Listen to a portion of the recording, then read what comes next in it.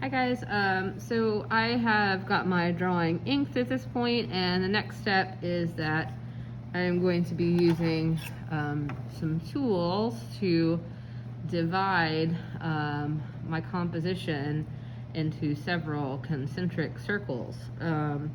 So if you're in the classroom, we've got these compasses to use.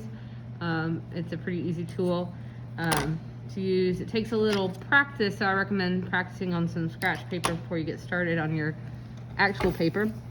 If you've got a compass at home, you can use that. If you do not have a compass at home, you can make something that works as a compass with just a push pin or a needle and a little strip of paper. I'll show you how to do that.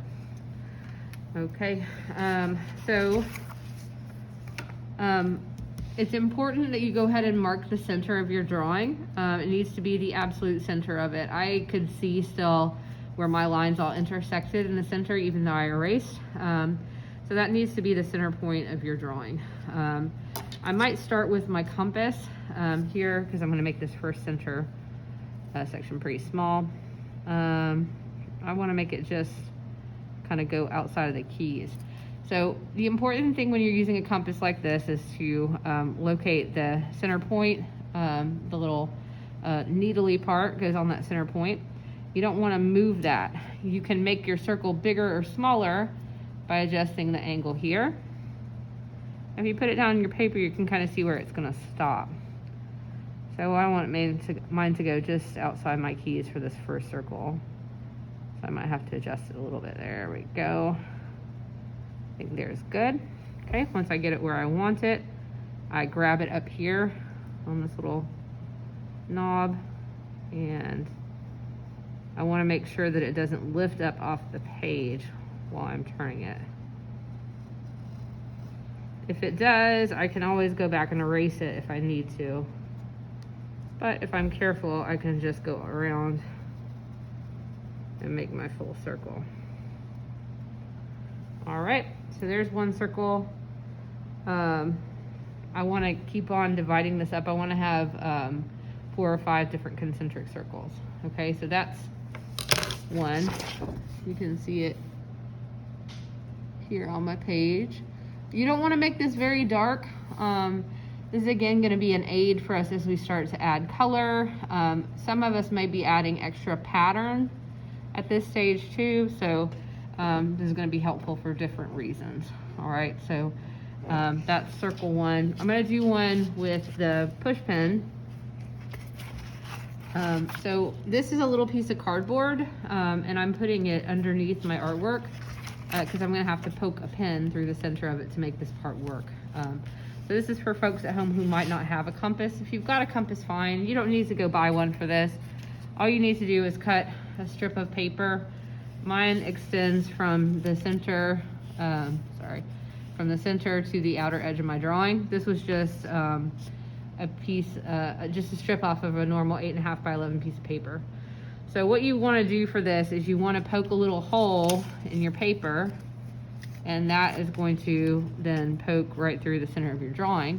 And you also want to figure out, okay, where is your circle going to stop? I put my circle right out here.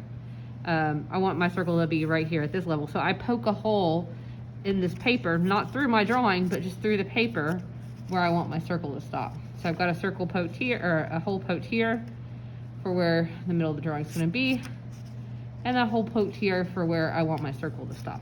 Okay, so I can just poke this through my paper and then through my center point.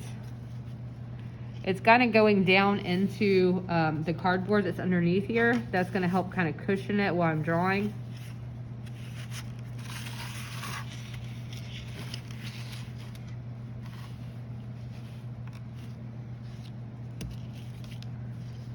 Okay, and you just take a nice sharpened pencil and you put that pencil down in the other hole that you made out here.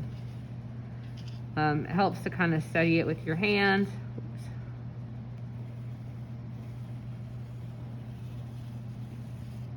You need to make sure it stays nice and flat so it makes a good even circle.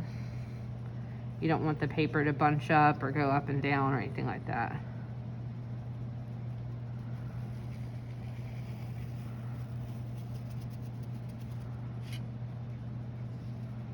starts going up and down. Again, you want to come and kind of press it down.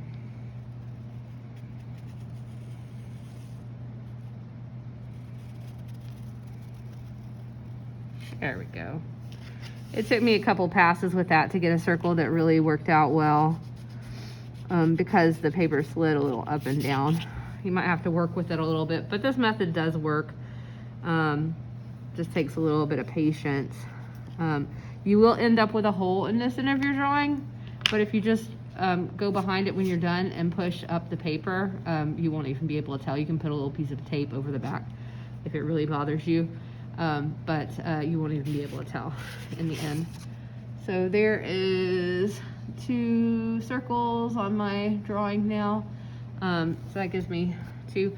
I want to have 4 or 5 in the end, so I'm going to keep on going out making a couple more, and then I will be back to show you the next step.